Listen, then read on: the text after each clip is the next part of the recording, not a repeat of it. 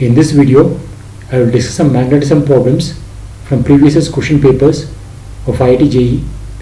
This is the first question. A current carrying loop is placed in a uniform magnetic field in 4 different orientations 1, 2, 3, 4. Arrange them in the decreasing order of potential energy. So these are the 4 orientations 1, 2, 3 and 4, and 4 options are given. You can pause this video and attempt this question.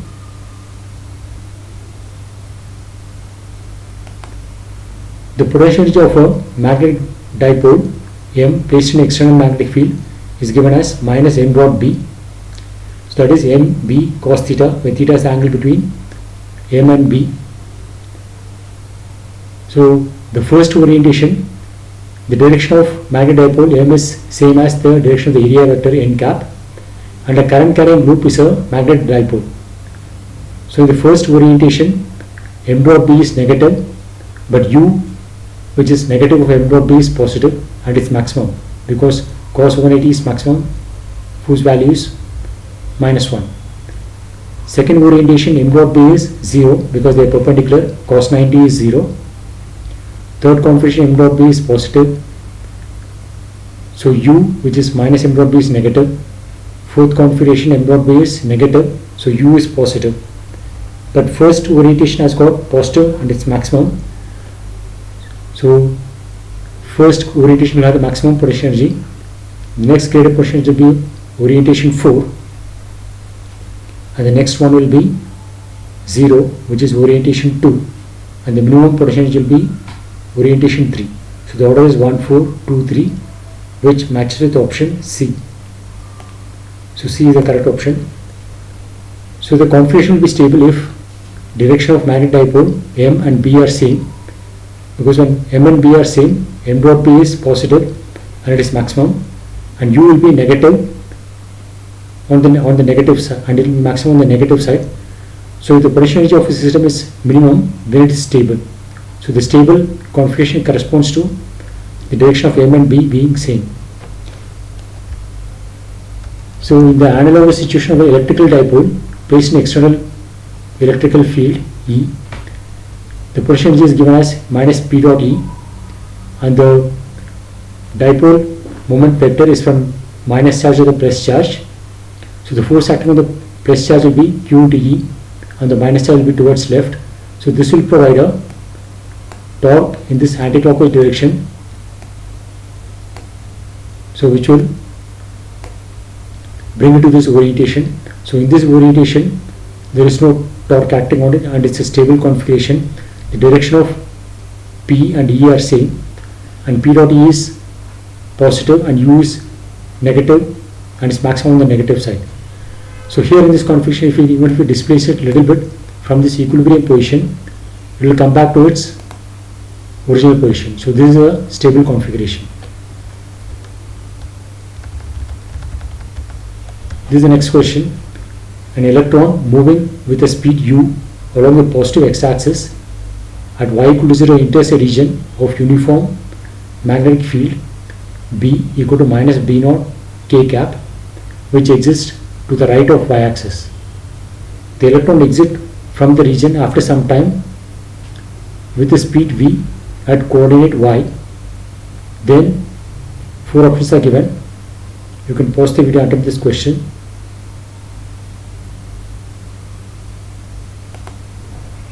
Here is the solution. So the electron enters this region right side of y-axis with a velocity u. Magnetic field exists only in the region right of y-axis. So as soon as it enters this region, it will experience a force given as qv cross b, and q is minus e and the velocity is u. So the direction of this force is in the negative y direction. So the particle, the electron, will undergo a circular motion whose center is here on the negative y-axis. So it will form a semicircular path and will come out of this region like this. So at the exit point, the y will be negative, and a charged particle moving in a uniform magnetic field perpendicular to it will be a circular motion of uniform speed. So v will be equal to u. So the correct option is option D.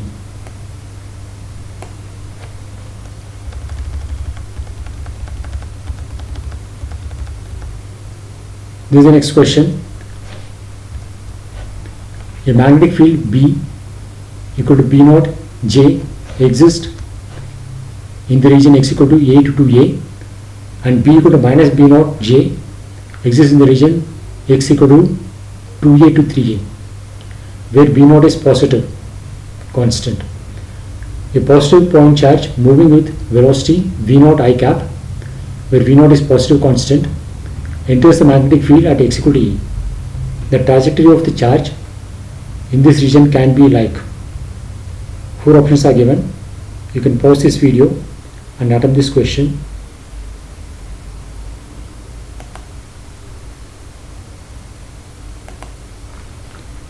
So the positive charge enters this region x equal to A with a velocity V naught, and the direction of magnetic field is along y direction. That's been given in the question. B naught J cap, and in this diagram the x-axis is towards right, z-axis is vertically upwards, the direction of y-axis is into the plane of paper.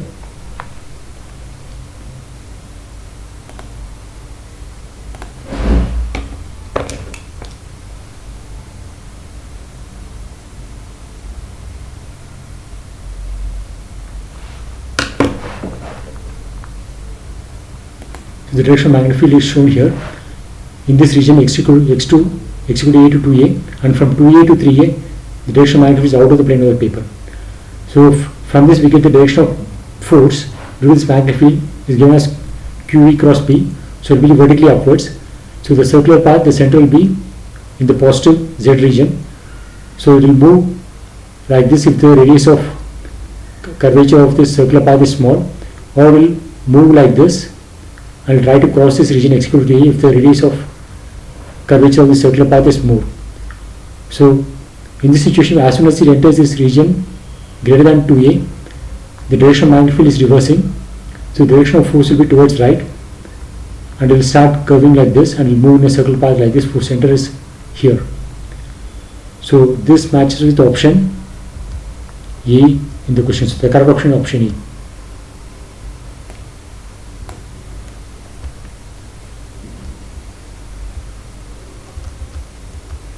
This is the next question. Multiple correct type. Which of the following statement is correct in the given figure? So this is a figure which shows a current carrying loop ABCD, and there is an infinitely long wire perpendicular to the plane of the paper and carrying the current inwards. So 4 options are given. Option A, net force on the loop is 0. Option B, net torque on the loop is 0. Option C, loop will rotate clockwise about the axis O prime when seen from O. Loop will rotate anti-clockwise about OO when seen from O. You can pause the video and attempt this question. So the current on this infinitely long wire is into the plane of paper. That's given in the question. So the magnetic field due to this current carrying wire will be like this as shown here. So it will be the clockwise direction. So the force due to this, so everywhere it will be like this only, the direction of magnetic field in concentric circles. So the force on this part of the loop, that is BA and CD, will be given by this formula. It's IDL cross B. So the angle between IDL and B is 0. So the force on this part of the wire BA and CD will be 0, because the angle between DL and magnetic field is 0. But this part of the wire BC, this direction of magnetic field, and the ideal direction is this way. So this will produce a force in this direction which is out of the plane of the paper, and similarly the force on this wire A to D will be into the plane of paper. So the net force acting on this loop is this force and this force, and there is a 0 force on this BE and CD. So the net force will be 0, but there will be a torque because of this force, and this torque will produce a rotation in this direction. So the direction of the torque is clockwise as seen from O prime in this direction. So option A says the net force on the loop is 0, which is correct. Option B is not true because there is a torque. Option C says it will rotate clockwise as seen from O prime. So C is also true. So D is not true.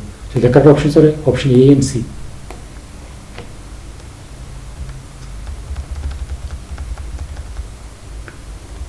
This is the next question. A particle of mass m and charge q moving with velocity v enters region 2 normal to the boundary as shown in the figure. Region 2 has uniform magnetic field B perpendicular to the plane of paper. The length of region 2 is L. Choose the correct choice. Multiple correct question. Option A. The particle enters region 3 only if V is greater than QLB by M. Option B. The particle enters region 3 only if V is less than QLB by M. Option C. Path length of the particle in region 2 is max when V equal to QLB by M. Option D. Time spent in region 2 is same for any V as long as the particle returns to region 1. You can pause and attempt this question.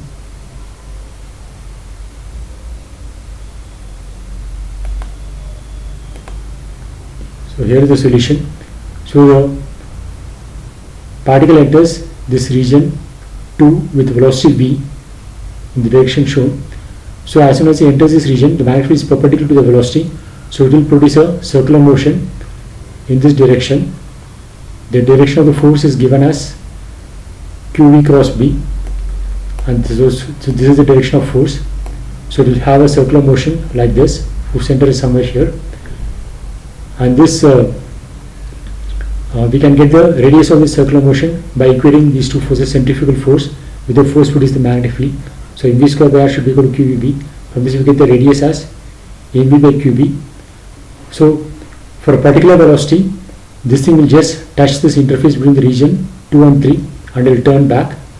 If the velocity is less than that, then it will trace a circle of smaller radius like this, and if the velocity is greater than that, this limiting value, then it will enter this region 3. So for this velocity just being equal to QBL by M, we will take this path shown in the red dotted line. So option A, which says the particle will enter region 3 only if V is greater than QLB by M, that is true, because for this path which just touches this interface between region 2 and 3, the radius of the circular path is this distance, which is equal to L.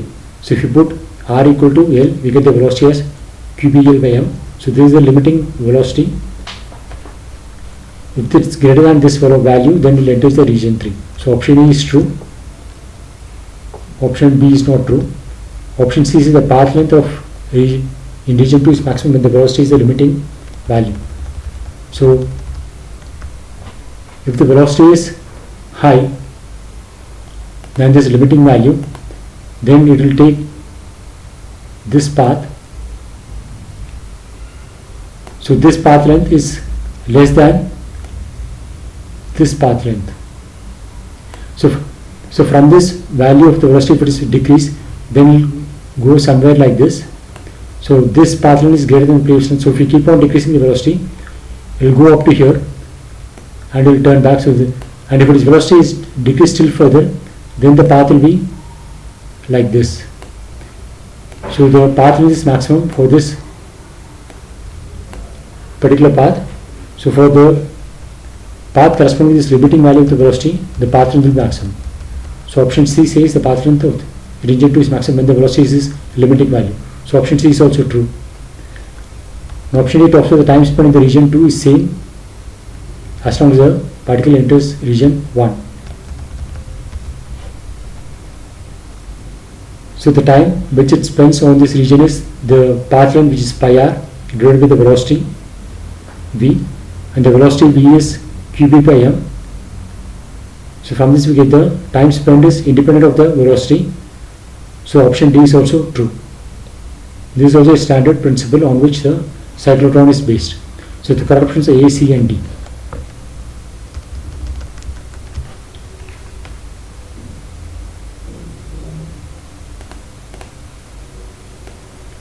A, C and D.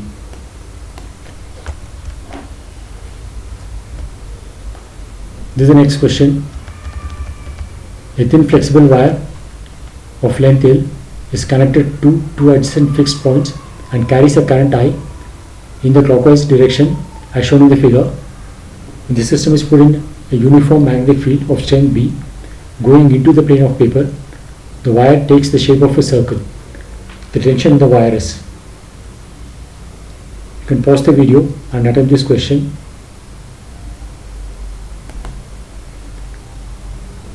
So the wire takes the shape of a circle.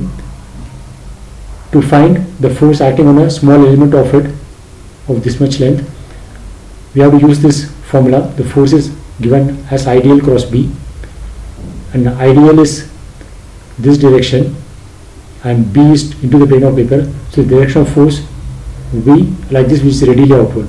So this is true of any element. So all the elements will experience a force which is radially outward, which will produce a tension in this string.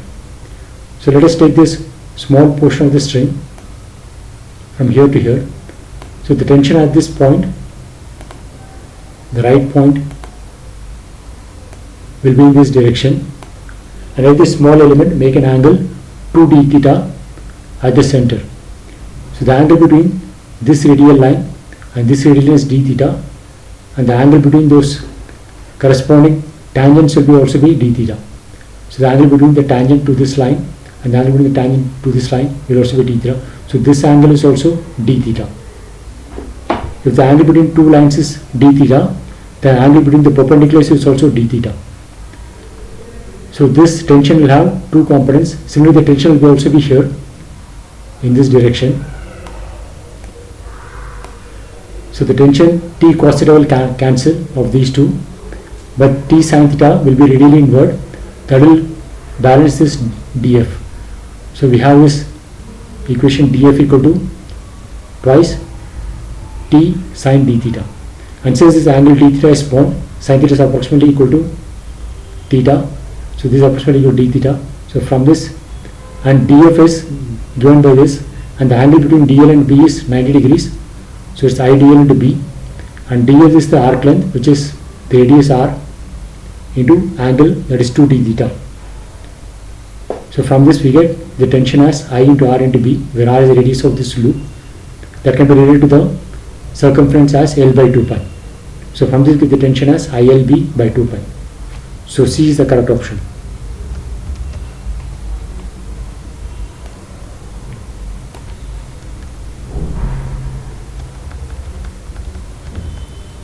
This is the next question.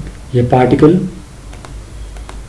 of mass m and positive charge q moves with constant velocity u1 equal to 4I meter per second, enters a region of uniform static magnetic field normal to the xy plane. The region of magnetic field extends from x equal to 0 to x equal to a for all values of y. After passing through this region, the particle emerges on the other side after 10 milliseconds with velocity u2 equal to twice root 3I plus j meter per second. The correct statements are: option A, the direction of magnetic field is in minus z.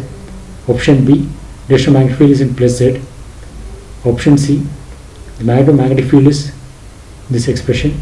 Option D, the magnetic field is this expression. You can pause the video and attempt this question.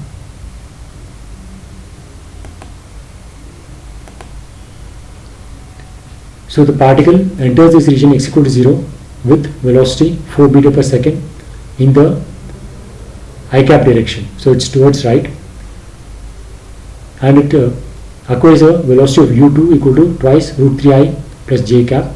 So this direction makes an angle of 30 degrees with the x-axis. That can be got by tan inverse of this y component by x component.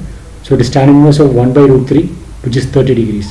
So this velocity makes an angle of 30 degrees with the x-axis. So the particle should be moving in this circular arc like this. So since moving in this direction, in the circular arc like this, the direction of force should be vertically upwards along the positive y direction, because the direction of force is towards the center.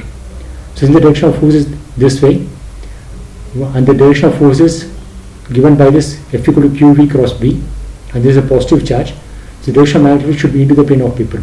If it is into the plane of paper, then QV cross B will be in the direction upwards. So the direction of B in the region x equal to 0 to x equal to L is into the plane of paper. The option A says the direction of B is along minus Z direction. So x is towards right, y is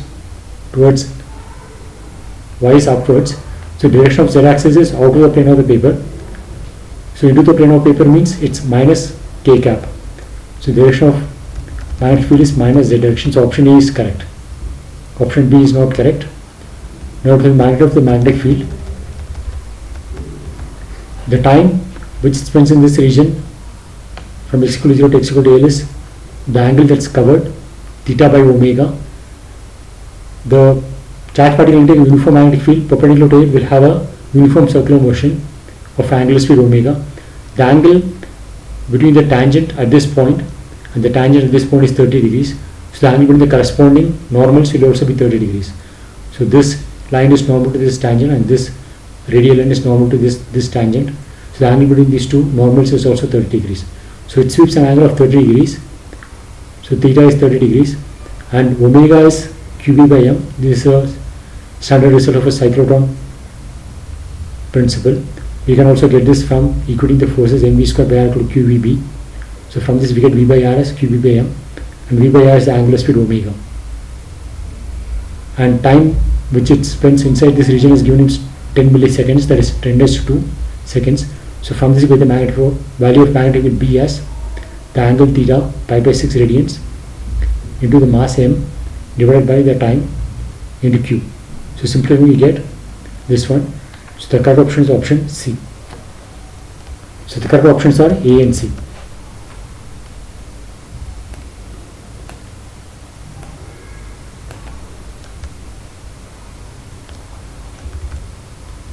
This is the next question.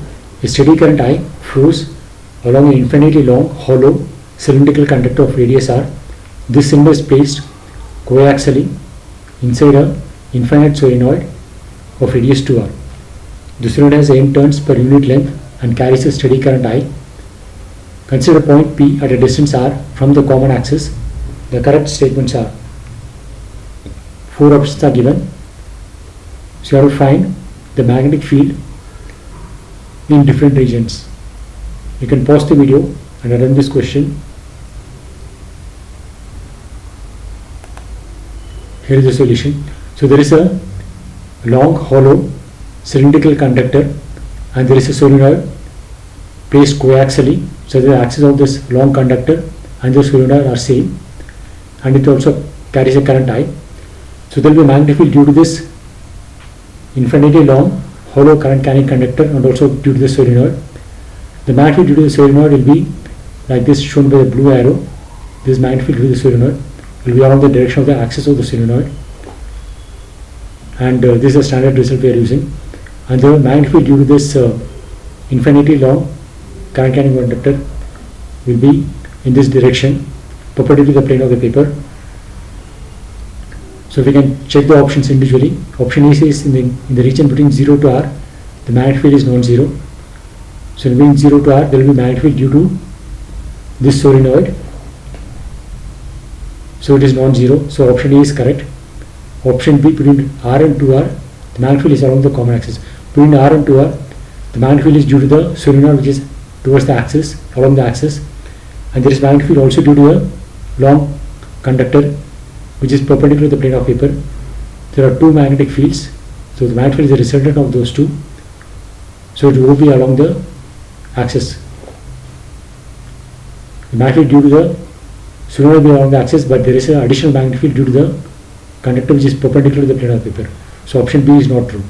Option C says between r and 2r, magnetic field is tangential to the circle.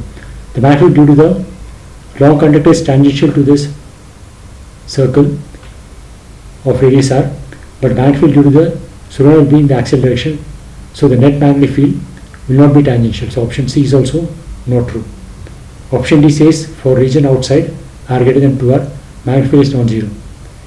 Outside region the magnetic field will be due to the conductor and also due to the solenoid, which will be 0. So option D is correct. So the correct options are option A and D.